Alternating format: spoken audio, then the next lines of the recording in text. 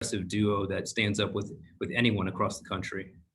Yeah, we're really fortunate, and I start with Brock. Brock is one of those young men that has really led from the day that he stepped foot on this campus. A young man that had a tremendous high school career, like you said, right in the state of Arizona at Perry High School, where he led his high school football team to a state championship his senior year. Brock is a young man that came in with all those intangibles that he had from Perry High School, and really has led our program from day one. And Brock's a young man that is not only a great football player, but he's an incredible human being, and has really made everybody in our program better from really the standard that he set in every walk of his life. And Brees has really done the same thing. Brees has played here since early in his career. Is an elite tailback, a young man that kind of does all things really well in terms of the tailback position, catches it, runs with it, and also has a unique ability to block really well. So both those guys have a standard of excellence on what they do, not just on the field, but what they do off the field, and have been a great foundation for our program. Great, thanks, Coach. We're going to open the questioning with Travis Hines from the Ames Tribune, and then go to Josh Christensen from KCRG.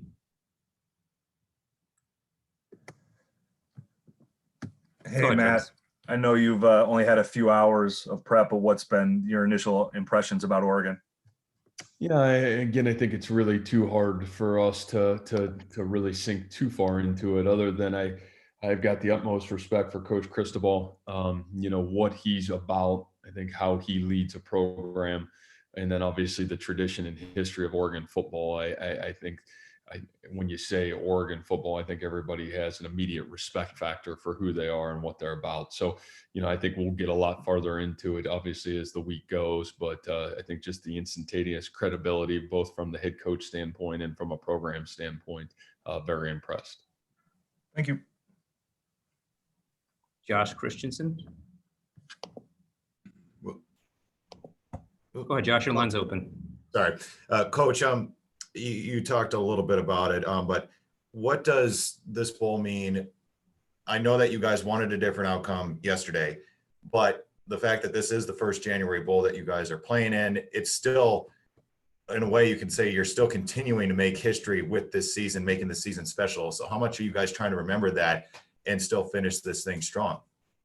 Well, I think that's what's great about this team. We've never let one game define who we are. And I think that's why this program and this team has continued to be able to grow and do great things. And so, what a great experience yesterday for our program. And, we kind of ran out of time a little bit as that game wore on, but I couldn't have been prouder of what we did and how our kids played in that football game. And you take the lessons, you grow from those lessons, and now you get 2 more weeks to prepare for another great opponent, another great opportunity. And I think our kids will see it as that way.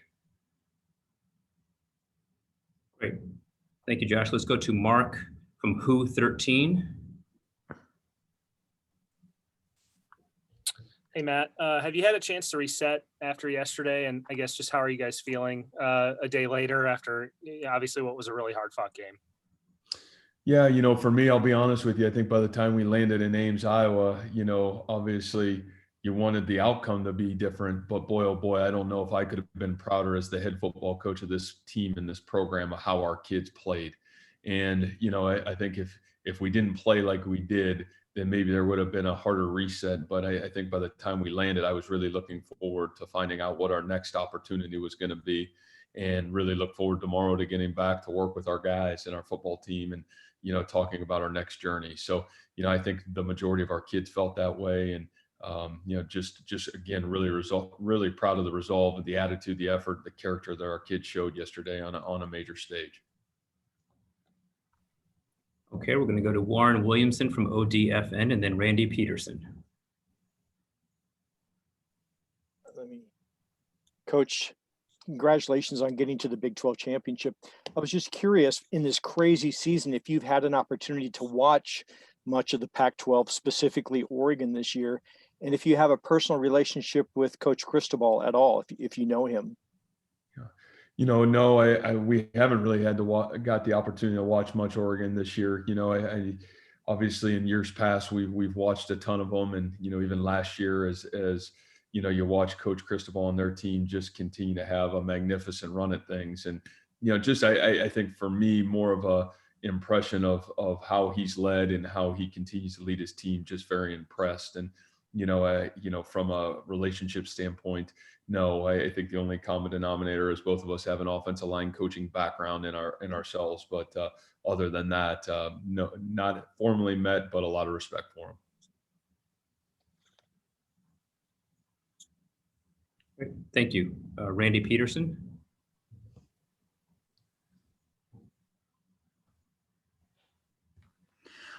What's you guys' plan for the next couple of weeks leading up to the game practice? We'll figure that out. Players- We'll figure that out tomorrow. I think we've kind of just started to really etch that out. We're more so waiting to find out what was going on, and we'll really begin that journey a little bit tomorrow in terms of our planning process.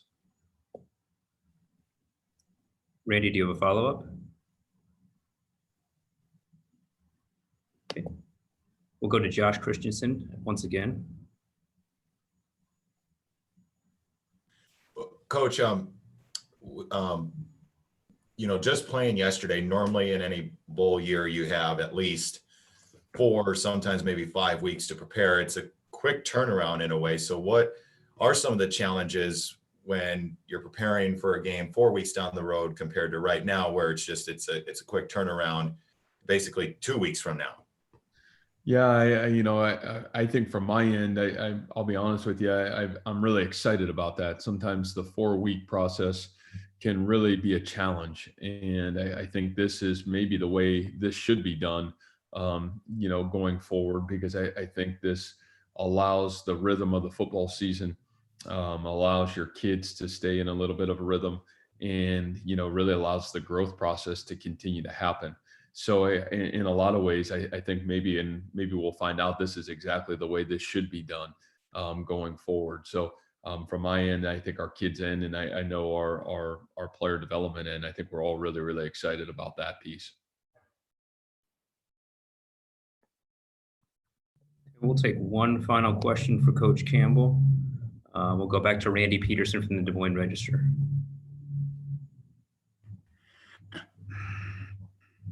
Matt, Yep, go ahead, Randy.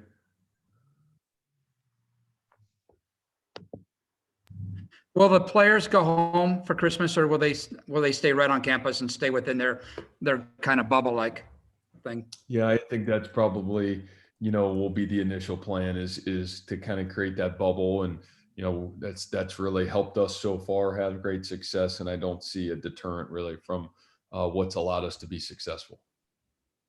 All right. Thank you, Matt. Well, thank you. Well, actually, we will finish up with one more. Let's go from Mark back to Channel 13. Hey, Matt, I know we talked a little bit about this last year and you touched on the respect factor for Oregon, but just to get the chance to kind of play, and I know you do this during the season, you play OU, you play Texas, but to play kind of one of a national brand almost, like we said, we got it with Notre Dame last year. Now you got Oregon, kind of raising the profile of the program almost. How exciting is that for your players and for you? Yeah, I think that's huge. Obviously to play in you're right. You play in our conference and you play some phenomenal programs and teams, and then to be able to earn the right to be able to go to some of these bowl experiences and play some of the elite programs in college football.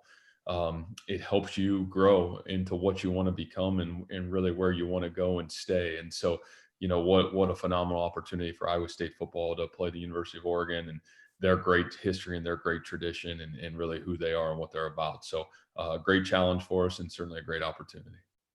Thanks, Matt. Thank you.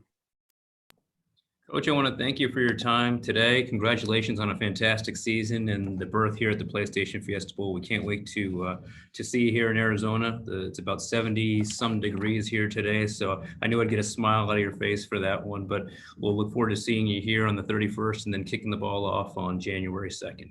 All right. Thanks so much. Merry Christmas to everybody. Appreciate you having me.